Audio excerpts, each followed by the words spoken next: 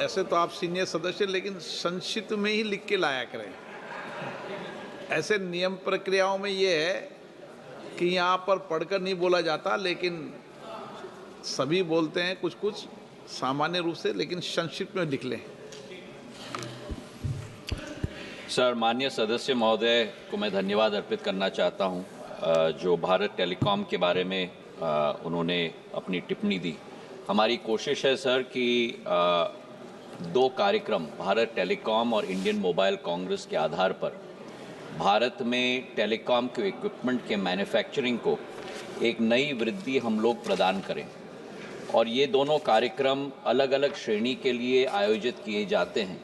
Bharat telecom हमारे SME sector के लिए आयोजित किया जाता है, और इंडियन मोबाइल कांग्रेस बड़े और कंपनियों के लिए और उनको सुदृढ़ करने के लिए दोनों सॉफ्टवेयर के क्षेत्र में, हार्डवेयर के क्षेत्र में, टेलीकॉम सिस्टम इंटीग्रेशन के क्षेत्र में और कंसल्टेंसी सर्विसेज, चारों क्षेत्रों में आयोजित किया जाता है। भारत टेलीकॉम एक बहुत ही सफलतापूर्वक प्रयोग रहा है टीईपीसी और भारत सरकार के दूरसंचार मंत्रालय के अंतर्गत। इस वर्ष हमारे 135 अंतर्राष्ट्रीय डेलीगेट्स आए 31 देशों से, 88 कंपनी जिसमें से 38 स्टार्टअप्स ने भाग लिया, और करीब 300 हमारे भारतीय डेलीगेट्स और 1200 विदेशी डेलीगेट्स उपस्थित रहे। इन दोनों कार्यक्रमों के आधार पर सर, मैं सदन के पटल पर ये सूचना रखना चाहता हूँ कि पिछले 5 वर्षों में जो हमारे भारत के टेलीकॉम इक्विपमेंट की एक्सपोर्ट्स की वृद्धि हुई है, जो 10,000 करोड़ का आंकड़ा 2020-21 में हुआ था, 2024-25 में हमारी निर्यात बढ़ के 18,000 करोड़ 406 करोड़ हो चुकी है सर। तो 72% हमारे वृद्धि हमारे निर्यात के क्षेत्र में हुआ है। आयात का क्षेत्र थम गया है, 51,000 करोड़ 2020-21 में था, और आज भी उतना ही 51,000 करोड़ तक ही टिका है। मतलब कि भारत में बनाया हुआ माल ही भारत के हमारे ज़रूरतों के लिए और विदेश एक्सपोर्ट के लिए भी आज बढ़ रहा है। आप माननीय सदस्य का जवाब दे दो। और इसी के आधार पर ट्रेड डेफिसिट भी हमारा 19% घटा है। जहां तक बिहार की बात माननीय सदस्य जी ने की, मैं उनको सूचित करना चाहता हूं सर कि हमारे 10 करोड़ उपभोक्ता हमारे टोटल वायरलेस सब्सक्राइबर्स बिहार में हैं। हमारे बीटीएस बेस ट्रांससीवर स्टेशन जो लगे हुए हैं बिहार में, करीब 1.5 लाख बीटीएस लगे हैं, जिसमें से करीब 1 लाख 4G के बीटीएस हैं और 27,000 5G के बीटीएस हैं। जो कमी बिहार में है कनेक्टिविटी के आधार पर, भारत सरकार की प्रतिबद्धता है और प्रधानमंत्री जी ने कहा है कि 100% 4G सैचुरेशन होना चाहिए।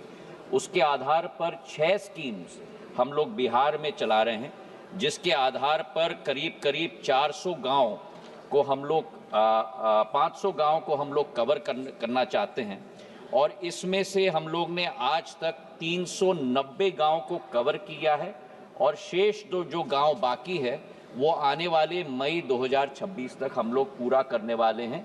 हमारे LW फेज़ 1 अपग्रेडेशन के आधार पर, LW फेज़ 2 के आधार पर, 502 एस्पिरेशनल डिस्ट्रिक्ट के आधार पर, अनकवर्ड विलेज स्कीम के आधार पर, 4G सैचुरेशन स्कीम के आधार पर, और BOP और BIP के आधार पर। श्री दयानिधि मारन, माननीय सदस्य। Supplementary question. Okay, 1 minute Dayanidhi ji, please supplementary. Sir, क्या संचार मंत्री जी यह बताने की कृपा करेंगे कि देश भर में 5G सेवाओं के रोल आउट की वर्तमान स्थिति क्या है, तथा अब तक किन किन क्षेत्रों को कवरेज प्रदान की गई है? क्या सरकार ने देशव्यापी स्तर पर 5G सेवाओं को प्रसार में तेजी लाने हेतु विशेष पहलें की है? यदि हाँ, तो इन पहलों का विवरण, जिनमें वित्तीय सहायता, नीतिगत उपाय तथा अवसंरचना विकास योजनाएं शामिल हो, इस संबंध में बताने की कृपा करेंगे। सर, जहां तक 5G की बात है, मैं हमारे सांसद महोदय को आपके द्वारा सूचित करना चाहता हूं और हाउस को सूचित करना चाहता हूं कि प्रधानमंत्री जी के नेतृत्व में 5G भारत की सक्सेस स्टोरी नहीं है सर। 5G विश्वव्यापक सक्सेस स्टोरी बन चुकी है। भारत ने 5G की टेक्नोलॉजी, मैं बार बार कहता हूं सर कि India followed the world on 4G, India marched with the world on 5G, we will lead the world on 6G। और 5G की कहानी ये है सर कि 2023 में इसका क्रियान्वयन शुरू हुआ। आज तक 5G के द्वारा हमारे करीब करीब 5 लाख BTS लग चुके हैं। हमारे 778 डिस्ट्रिक्ट्स में से 767 जिलों में 5G की कनेक्टिविटी उपलब्ध हो चुकी है। मतलब 99.9% तक हमारे सारे डिस्ट्रिक्ट्स कवर हो चुके हैं। इसी के साथ साथ हमारे कुल मिलाकर आज के दिन पर सर 36 करोड़ 5G के उपभोक्ता आज के दिवस में है 100 करोड़ में से सर। और हमारा अनुमान है कि 2026 तक ये बढ़कर 42 करोड़ होगी और 2030 तक ये आंकड़ा बढ़कर 100 करोड़ होगा, 120 करोड़ के आंकड़ों हमारे उपभोक्ताओं से। तो 5G भारत की सक्सेस स्टोरी है और 5G के आधार पर 6G के तरफ भी हम निरंतर प्रगति के आधार पर चल रहे हैं। श्री माननीय honourable member Dayanidhi Maran. Sir, thank you, Honorable Speaker, sir. Sir, I have great administration for our minister, as a dynamic minister. So I have questions in two parts. So while we are talking about the connectivity to the rural part of India, it's still a struggle to get broadband services to the rural part of India. So why we have tied up with Starlink and Elon Musk service, so it's still yet to start in India. And moreover, it seems to be that we are making it more expensive for our Indians, especially people who are living in the villages. Why is that so? Why can't we make it affordable? That's one part. Sir, the second part, sir, I'm sure Speaker sir will also be interested. If you look at the global map of the world, and you see, sir, when you travel in an international flight, there's one red spot where you cannot get internet service. That is over India. Sir, why is that when we are developed, when we have our own services, and our minister says, assuring that we lead the world in 6G, why is that you are banning by internet services on our areas? Just imagine the amount of commerce and business that will develop for domestic passengers as well, because we are also cut off. Sir, I traveled from Chennai to Delhi. So 2.5 hours, I'm without any internet or anything. Why is that the government of India is not making an effort to make sure that we get internet service over our country? Thank you, sir. Sir, through you, I'd like to respond to my... माननीय मंत्री जी, अच्छा है 2.5 घंटे mobile से बचोगे।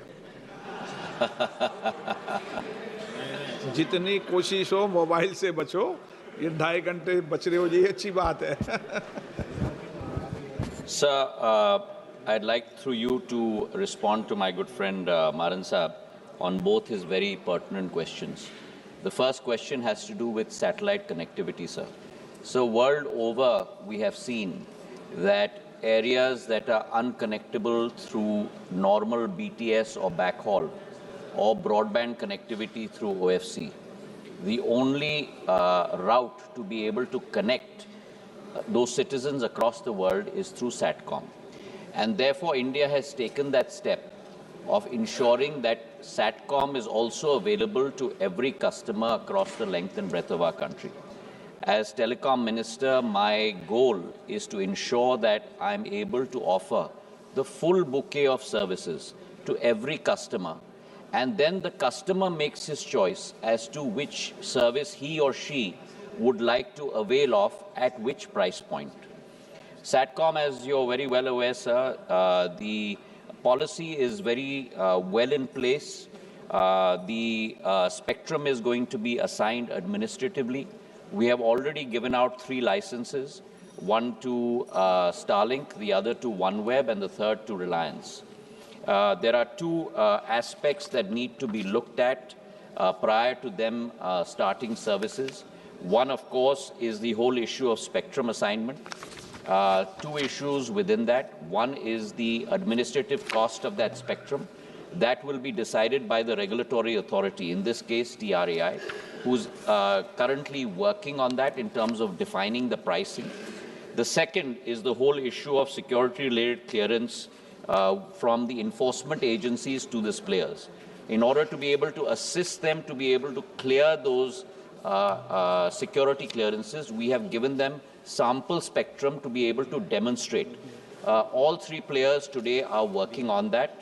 As soon as they are able to demonstrate that they have complied with the security norms, such as hosting the international gateway within India and so on and so forth, then the approval will be given to them to be able to extend that service to customers. The final question that he had was with regard to pricing. Sir, pricing is not something that the government can dictate. Pricing is something that the firms can dictate. India has had a very strong track record of showing the world how high volumes and low pricing can lead to not only great penetration, but also great amount of revenue for firms. And that has been shown, sir, both in the mobile space as well as the broadband space. Today, as far as telecom is concerned, we have the highest number of subscribers at the lowest rate possible. What used to be 50 paise a minute in 2014, today is 0.03 paise a minute, 97% decline in cost. And similarly for data, for 1 GB, what used to cost 287 rupees, today costs 9 rupees per GB, which is roughly about 9 cents. Whereas the world average is at $2.49. So we are 5% of the world's cost today in India, sir. And I'm sure that in the time to come, SATCOM players will also realize the concept of economies of scale and will possibly try and price that so that they can get the maximum penetration, but that is not something that the government can dictate, and I want to be very clear. His second question was with regard to in-flight connectivity. That is very much on our table. It's in process. The rules are being framed as far as the Department of Telecom is concerned. We have already identified the framework. Now, there are two processes. Having been Minister of Civil Aviation in the last government, I'd like to offer up to Mr. Maran as well. From the Department of Telecom, everything is clear in terms of setting this in process. There are two issues. One, the Department of Civil Aviation. Sir, प्रश्नकाल 12 बजे तक होता है. Sir, ये प्रश्नकाल में आप महत्वपूर्ण संक्षिप्त प्रश्न में है. जवाब दे दें आप. तो मुझे उत्तर देना पड़ेगा सर, आपकी अनुमति से. संक्षिप्त में दे दें. So there are two things. One, the Ministry of Civil Aviation has to define the rules. Second, the airline companies have to place a transponder on every aircraft. Only then can you receive signals. So the transponder placing on every aircraft is also dependent on the airlines being able to do that. Thank you very much, sir. Question number 245. कोशिश करें, मैंने कई बार आग्रह कर चुका हूं कि संक्षिप्त में प्रश्न